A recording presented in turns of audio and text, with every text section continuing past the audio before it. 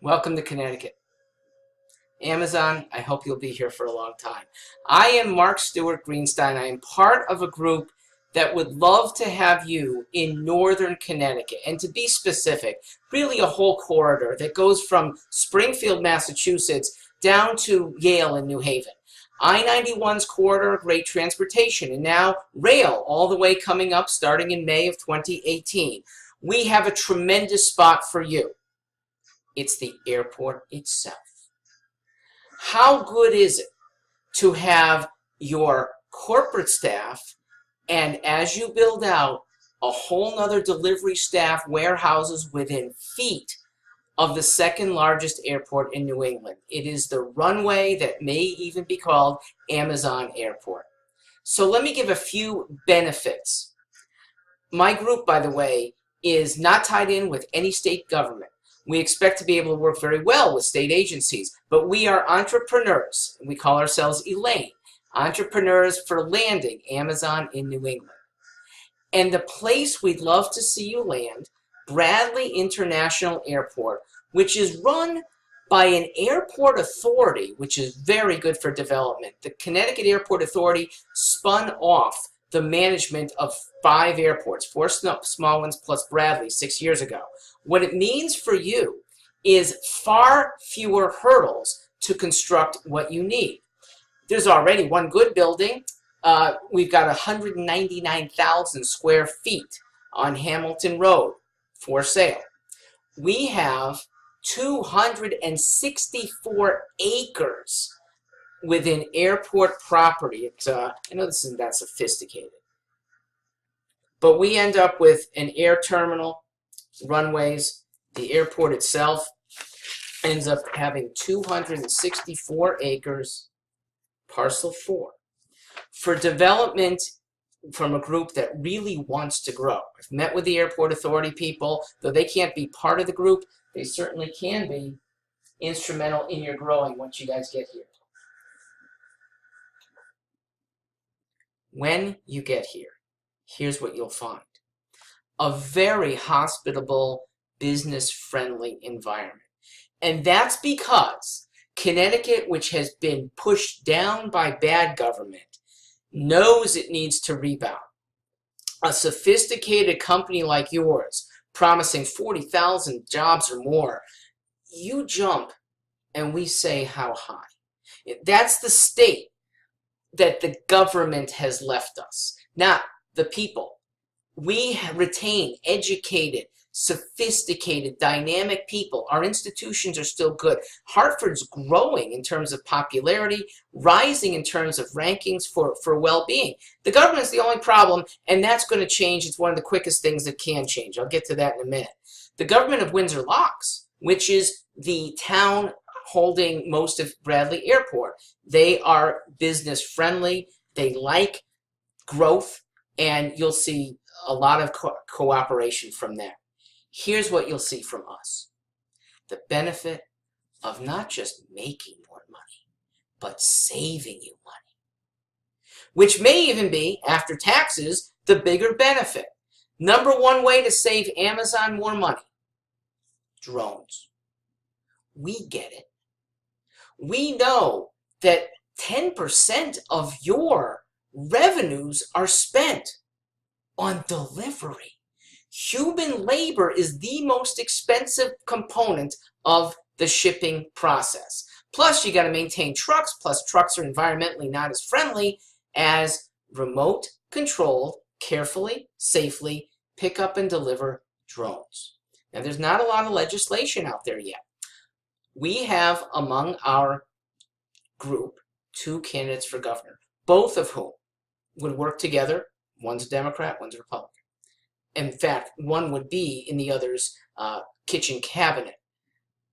We are pioneering, to the extent any one state can, legislation for safe and good for business delivery legislation. We have a professor at Embry-Riddle, a grad student working with him, that has investigated this. And you, the company who could use it best, are going to have the chance to apply it best. And since this is a wide open territory, Federal regulations may easily follow the good that we do here in Connecticut. Second type of saving money, where you potentially are exposed to suit for products that are shipped, Amazon as intermediary, that are deficient or maybe even harmful. You know, harmed people want the deepest pocket they can. Now, fortunately, CCA Section 52 generally protects Amazon as an intermediary. We in this state go further. We put the burden of proof on the injured party to say that you had to have knowledge and it had to be clear of a dangerous product being shipped. It gives you a level of protection that I think will help ease the legal fears. Final one, we save you money by having employees that are unlikely to demand high salaries or jump and leave elsewhere. Why? Well, we don't have that many places to jump. We don't have, as you do in Seattle, 21 internet companies in the top 500. We have one, number 462. You could be number 2. We don't even have sexy other companies for career changers. In the Seattle area, you've got Nordstrom's, you've got Starbucks, you've got boutique retailers, Tommy Bahamas. We have Black & Decker, one defense contractor, and a bunch of insurance companies. You will retain your workers very well here. I think you'll attract them very well too. We are an MSA that has 240,000 students, grad students plus undergrads, at any given time within a 1-hour driving radius of Bradley. That's second only to Boston. And we're pretty close to Boston, so that you will still be able to cherry pick with a 2-hour drive to Harvard, MIT, Wellesley, less than that to WPI, RPI, head down to Yale, Wesleyan, Trinity. We've got tremendous human capital here, easy to lure up. Those who are in school in New York at NYU and Columbia, we're 2.25 hours away. And the lifestyle here sure beats the lifestyle in New York. You don't have to pay people New York salaries to get them up here, especially the more senior people in their 30s and 40s that want to start families. I wrote an editorial when Aetna wanted to leave town. Their executives are heading to New York. I said, good riddance. You want to try and hire 35-year-olds? You can't live there on a reasonable salary after your expenses for Ubers, for your apartment, for the tickets that you're going to get, for your doorman. By comparison, life here in what would be a $60,000 a year apartment in New York, you have a 4-bedroom house, 3,600 square feet, likely a swimming pool, yard, good schools. You don't have to send your kids to private schools. Most of the education here is very good. Connecticut will have ongoing appeal to getting new employees and keeping them here. A couple other things. Crime, relatively low.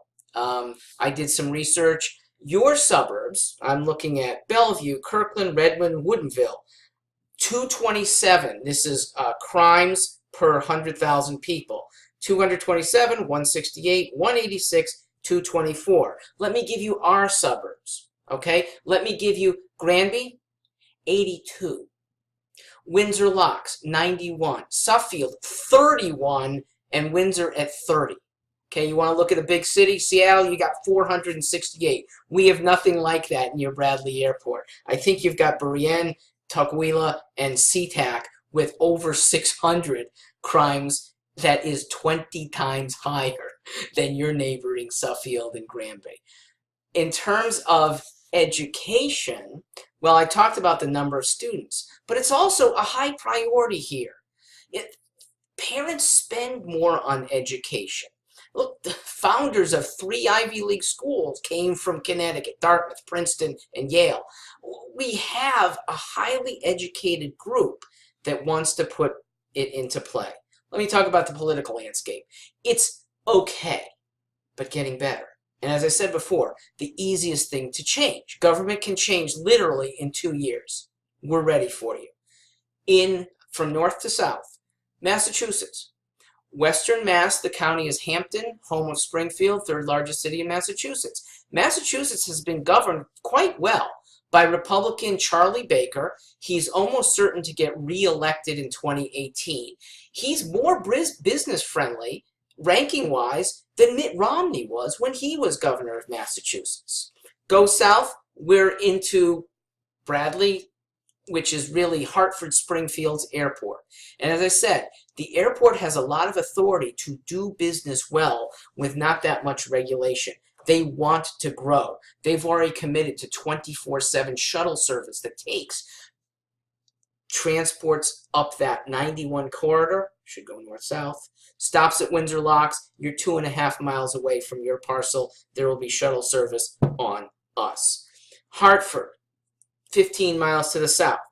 The capital city has a government that has created hardship for its residents, and it is on the verge of Chapter 9 bankruptcy.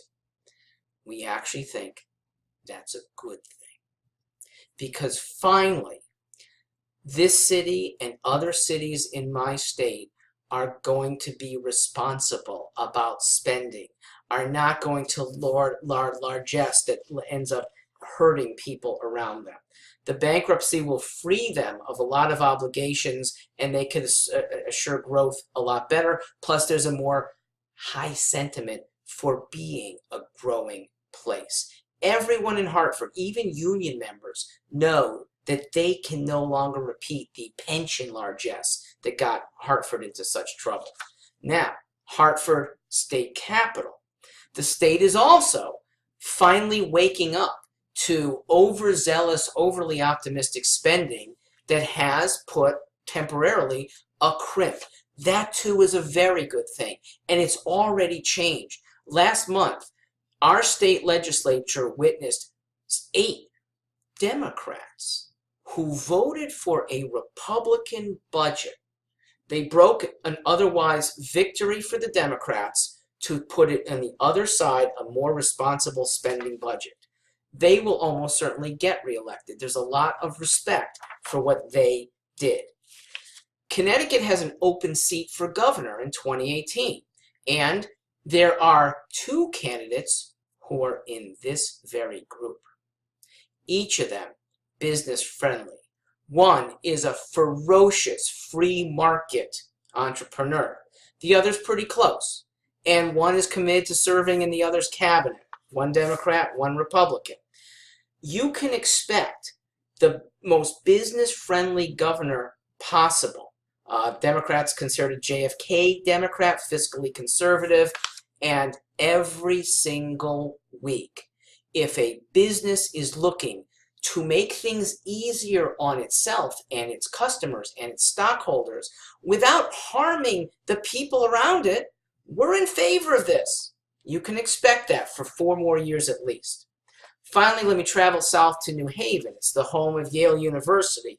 It's a cauldron of pharmaceutical research firms.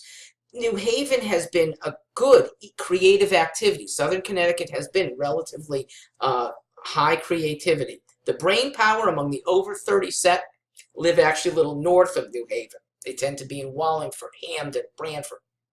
So even less drive if you want to recruit them to come up to you. Connecticut does have appealing big neighbors. Okay, we can't keep up with the entertainment in New York or the sophistication of Boston. But our residents can get there every weekend. Heck, from Hamilton Road headquarters that I see you in, you could be in Fenway Park, leave at 5 o'clock and be in your seat for a 7:05 game. Be back at home by midnight. It is well situated to take